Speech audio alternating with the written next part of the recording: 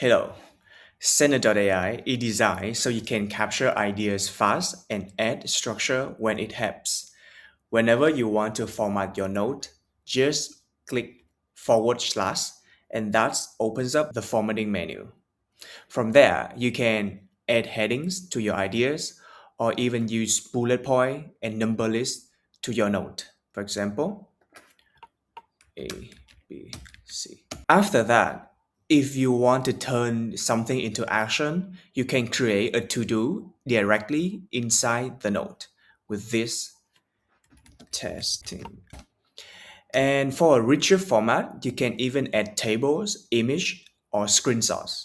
For example, if you scroll down, you will see the table and image option.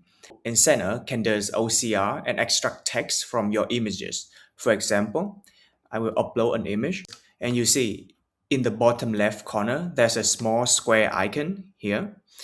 When you click it and click generate AI, the AI will extract the text from the image for you. And you can see here, and you can save it to get the text. Not stopping there, you can also record your voice note directly or upload an MP3, as you can see here. And Saner will automatically transcribe the audio into text for you. And after that, if ideas from different notes are related, you can link them together by the link to page features. Here I can select which page I want to link it to.